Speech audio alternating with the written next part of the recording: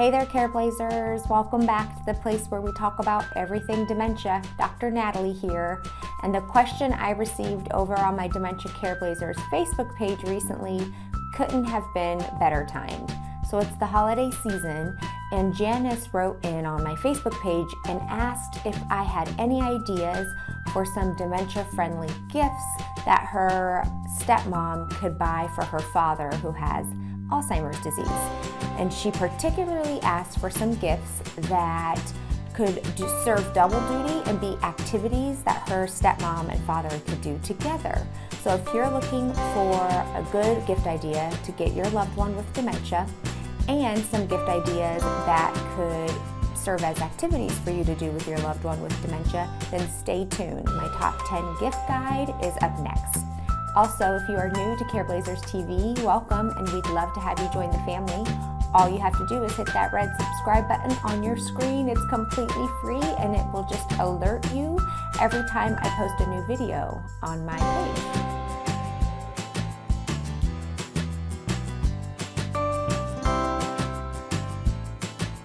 Okay, so my first gift idea is probably my favorite, and it's super easy to do for very little money. It is a photo album. Consider getting your loved one a photo album and fill it with photos of loved ones, of fun memories, of past times. And remember, the worse your loved one's memory is, the more you want to choose photos from their younger years, because they're more likely to remember those things, versus newer photos of maybe grandchildren or great-grandchildren may not be able to register so much in their memory. So you can put one together using an old photo album you already have around your house, or go buy a photo album and start piecing together some old photos. If you do not have a lot of photos of your loved one or of your loved one from their younger years, consider just printing off some generic photos from their time era and sticking it in the photo album. So for example, if you knew what kind of car your loved one had for their first car, you could print off a photo of that from the internet and put it in the photo album, or even pictures of their old home. You can look on Google Street Images and see if their old home is still there and print that off and put it in the photo album. There really are no rules with this. You can get really creative. If you want a fancier option for a photo album, you could go to a photo album website where you can put all your pictures in digitally and it will print out in a really nice book. I do this myself for vacations and things like that, and you can get like a hardcover with like a bunch of photos inside. This is like what I did for my wedding. It's pretty cool. I use Shutterfly because they always have awesome coupon codes, but you can usually get a coupon code for 40 to 50% off. So if you want a nicer option, you can choose something like that. My second gift idea is to buy your loved one with dementia a large puzzle. So the more severe their dementia is, the more you want to make sure that the puzzle pieces are larger and fewer so they don't get too frustrated completing it. But this is a nice gift idea you can just have out on the coffee table or on the living room table, and you guys can sit together, have a cup of coffee, and every now and then put a couple pieces of the puzzle together. I did a quick search on Amazon. You can find puzzles for under $20 that are specifically made for people with dementia. I also know that occasionally they have puzzles like this for $1 at the dollar store. So that's another pretty reasonably priced option. If you want a more expensive option and something a little bit more custom made, on a site such as Shutterfly, you could upload a photo, somebody that your loved one with dementia knows really well or cares about a lot, and the website will turn that photo into a puzzle. So that's also a consideration.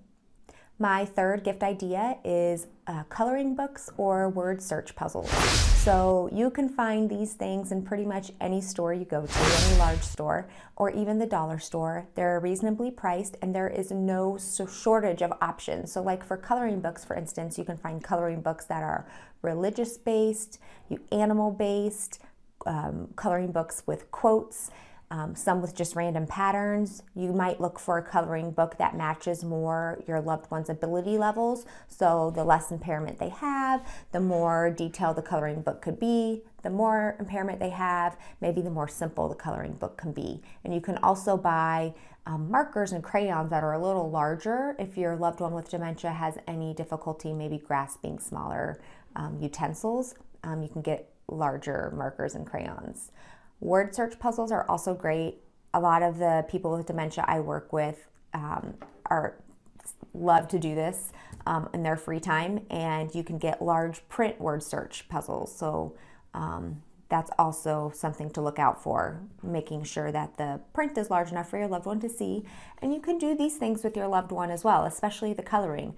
Open up a coloring book, either 2 separate ones or on the same one, and you guys can just color together and have a nice time.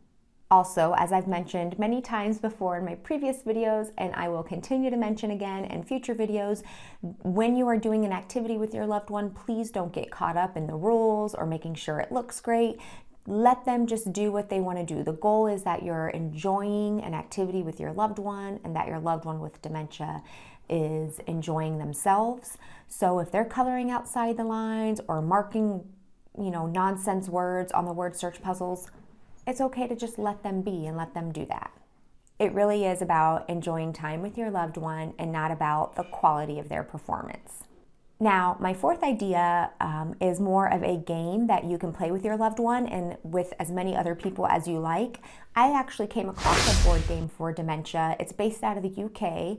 I found it online, and I'll link to it below in my description, but it really got me thinking you could just make up your own game, and it's really a get-to-know-you game. So to spark conversation, sometimes it can be difficult trying to figure out how to have a conversation with your loved one with dementia. If you were to get some nice brightly colored index cards and write some nice simple questions on them, keep it on the coffee table or on the kitchen table, and whenever you want, either all at once like with a family gathering or just once or twice throughout the day, you could pick up a card, read the question, you guys can both answer it, and it'll be a nice way to spend time together. So some examples of questions that you could write on the back of these index cards include things like, what's your favorite color? What's your favorite food? What food do you hate? Where was your favorite place to vacation? What's your favorite animal? Who is your favorite singer? When do you feel happy? So truly, you could go anywhere with this. Be creative in the way you want to make the cards and the questions that you ask on the cards. The key is just to be simple and spark conversation and engagement with you and your loved one. Gift number 5 is tools. So if your loved one was a handyman, you can fill an old toolbox with some nuts and bolts and let them rummage through it, maybe even ask them to sort the nuts from the bolts, something that they can take their time doing. The more severe the dementia is, you might need to be sure that you watch them when they do this so that they're not accidentally eating any of these things. I know that there are also options online through my quick search on Amazon where you can buy bigger pieces and plastic pieces so that they're not as dangerous if you're worried about that for your loved one. Number 6 is a rummage box. Again, something really simple that you can probably put together using items around your own home, and you can just be as creative as you want with this. So for instance, if your mother used to enjoy knitting or sewing, you can put together a basket or a box and fill it with some old yarn, maybe some buttons, some pieces of fabric, seashells.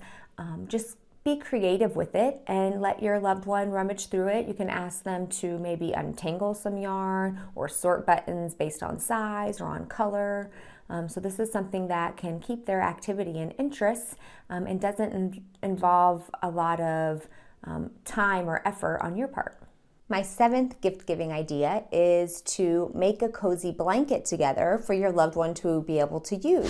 It's cold, it's the winter months, who doesn't love a cozy blanket? And bonus points for being able to put it together. So have you seen one of these blankets with the little things like this? I'm sure you've seen them around.